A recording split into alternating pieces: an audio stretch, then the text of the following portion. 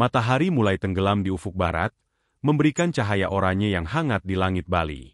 Anita dan Adi, berpakaian rapi dalam balutan kebaya dan batik elegan, berdiri berdua di tepi pantai yang dikelilingi oleh lilin-lilin kecil. Gelombang lembut menerpa pantai, dan wangi bunga Kamboja yang tersebar di pasir menambah suasana sakral malam itu. Di sekeliling mereka, keluarga besar, teman-teman, dan kerabat berkumpul, menyaksikan dengan senyum hangat di wajah mereka saat Adi menggenggam tangan Anita. Perasaannya campur aduk, antara bahagia, gugup, dan lega karena akhirnya mereka sampai di hari pernikahan ini setelah bertahun-tahun bersama. Anita adalah sosok yang selalu bisa memahaminya, yang selalu ada di saat ia membutuhkan dukungan. Ia merasa bahwa Anita adalah belahan jiwanya, seseorang yang telah ia nanti-nantikan dalam hidupnya. Suara pendeta pernikahan menggema pelan. Anita, apakah kamu bersedia menerima Adi sebagai suamimu dalam suka dan duka, dalam segala keadaan, hingga maut memisahkan? Mata Anita berkaca-kaca, suaranya gemetar namun penuh keyakinan. Saya bersedia. Hadirin serempak mengeluarkan desah kagum saat keduanya menyematkan cincin pernikahan. Adi menggenggam tangan Anita dengan lembut, memandang mata istrinya dengan penuh cinta dan harapan. Malam itu, mereka benar-benar merasa dunia hanyalah milik mereka berdua, dan janji yang mereka ikrarkan menjadi fondasi dari kehidupan yang akan mereka bangun bersama.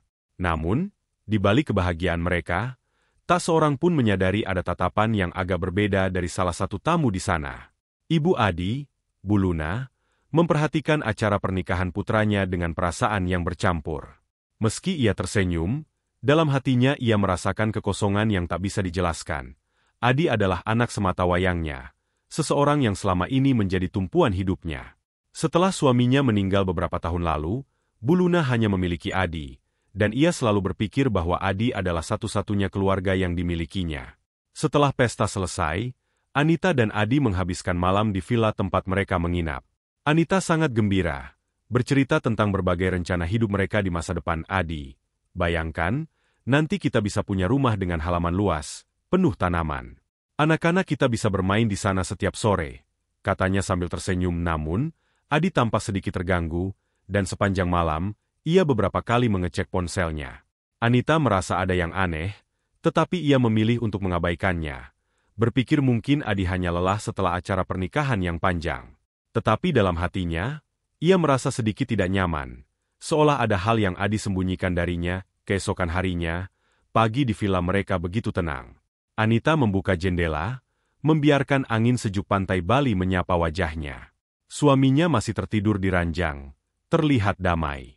Anita memperhatikan wajah Adi yang tenang dalam tidurnya dan merasa semakin yakin bahwa ia telah memilih orang yang tepat untuk mendampingi hidupnya. Setelah Adi bangun, hal pertama yang ia lakukan adalah mencari ponselnya, memeriksa panggilan dan pesan masuk.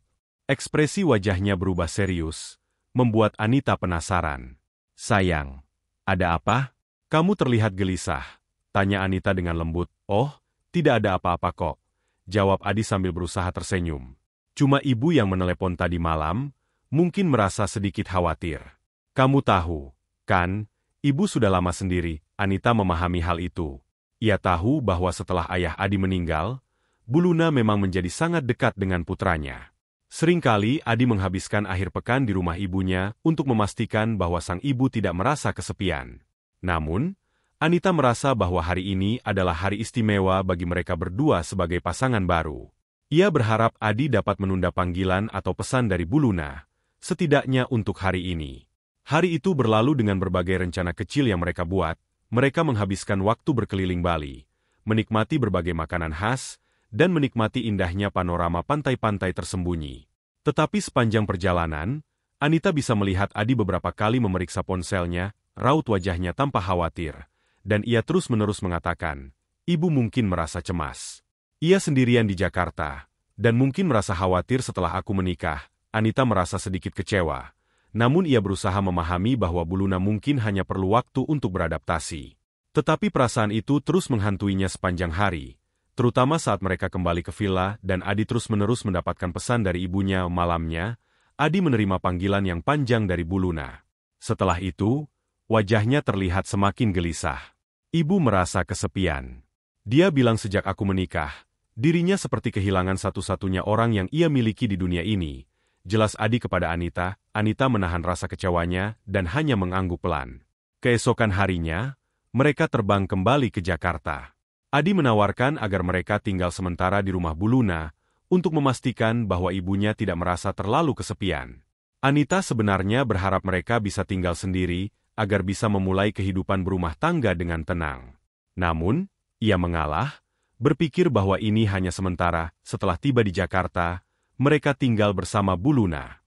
Di hari pertama mereka di sana, Anita merasa dirinya seperti orang asing di rumah tersebut. Setiap kali ia hendak berbincang dengan Adi, Bu Luna seakan selalu menemukan alasan untuk memanggil putranya, meminta bantuan atau hanya sekadar untuk berbincang. Di malam harinya, Anita mencoba berbicara dengan Adi. Adi, aku merasa kita butuh waktu untuk beradaptasi sebagai pasangan suami istri. Mungkin sebaiknya kita bisa punya tempat tinggal sendiri, ucapnya pelan. Namun, Adi merasa serba salah. Di satu sisi, ia tahu Anita membutuhkan privasi untuk memulai hidup baru. Tetapi di sisi lain, ia merasa tidak tega meninggalkan ibunya yang kini sendirian. Sayang, kumohon sedikit saja. Ibu masih merasa cemas setelah aku menikah. Kita bisa tetap tinggal di sini, setidaknya sampai ibu merasa lebih tenang. Lagi pula, kamu tahu, setelah ayah pergi, aku satu-satunya keluarga yang ia miliki. Anita menghela napas panjang, berusaha memahami situasi ini. Baiklah, Adi. Aku akan mencoba untuk bersabar, jawabnya. Namun, tak disangka, pengorbanannya untuk bersabar hanya menjadi awal dari masalah yang jauh lebih besar. Hari-hari berikutnya, Bu Luna tampak semakin protektif terhadap Adi, bahkan kadang membuat Anita merasa terpinggirkan.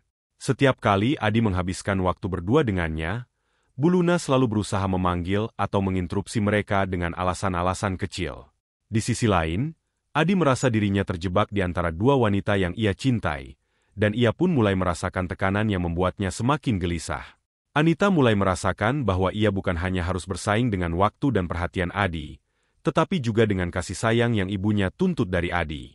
Seiring berjalannya waktu, ketegangan di antara mereka semakin jelas, dan Anita mulai merasakan bahwa ia tidak lagi memiliki posisi dalam kehidupan Adi. Dan Anita pun mulai bertanya-tanya, apakah ia harus terus bertahan dalam situasi ini, atau memilih jalan yang berbeda. Dengan perasaan hancur, Anita memutuskan untuk kembali ke Bandung, tempat kelahirannya. Namun situasi semakin sulit, karena di masa itu sedang berlangsung pembatasan wilayah akibat pandemi. Ia terpaksa bertahan di Jakarta untuk sementara waktu, meskipun hatinya terluka dan bingung harus melanjutkan hidup bagaimana. Anita mencoba mencari penghiburan dengan menyibukkan diri dan berkumpul dengan teman-temannya. Setiap kenangan indah bersama Adi selalu muncul dan menghantui pikirannya. Sementara itu, Adi juga mengalami kebingungan yang sama.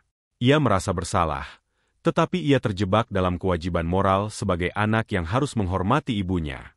Setelah beberapa bulan berlalu, Anita berusaha menghubungi Adi untuk mengurus perceraian.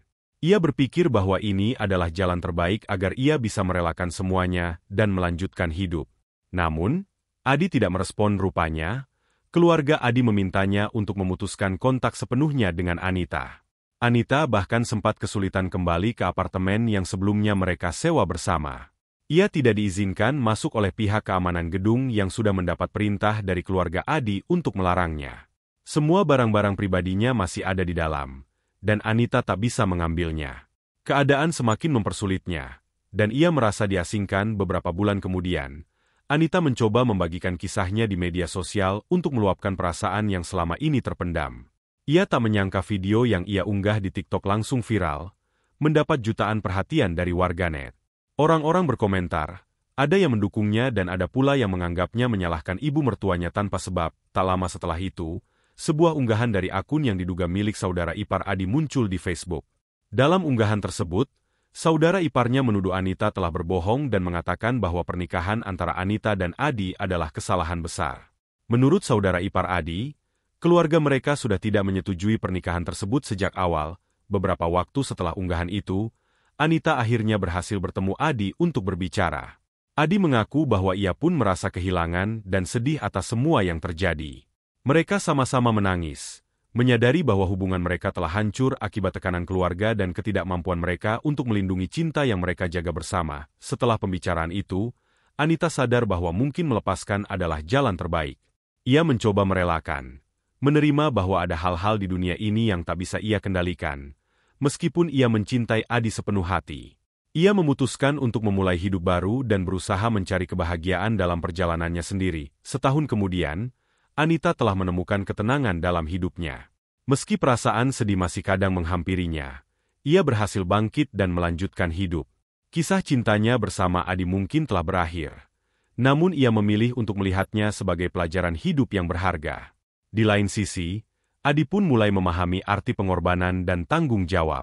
Meski ia telah memilih ibunya, ia juga menyadari kehilangan yang tak tergantikan. Keduanya menjalani hidup mereka masing-masing, memetik pelajaran dari kisah cinta yang penuh dengan tawa, air mata, dan pilihan yang tak mudah.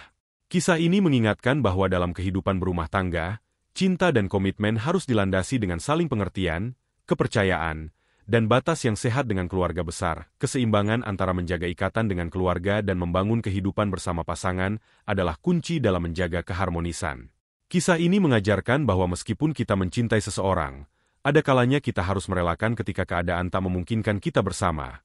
Dan itu adalah bagian dari perjalanan hidup yang perlu kita terima. Demikianlah sebuah kisah penuh makna yang bisa kita ambil pembelajaran di dalamnya. Semoga kisah ini bisa memberikan nilai positif bagi penonton sekalian. Terima kasih telah menonton video ini sampai akhir. Sampai jumpa di kisah-kisah inspiratif lainnya.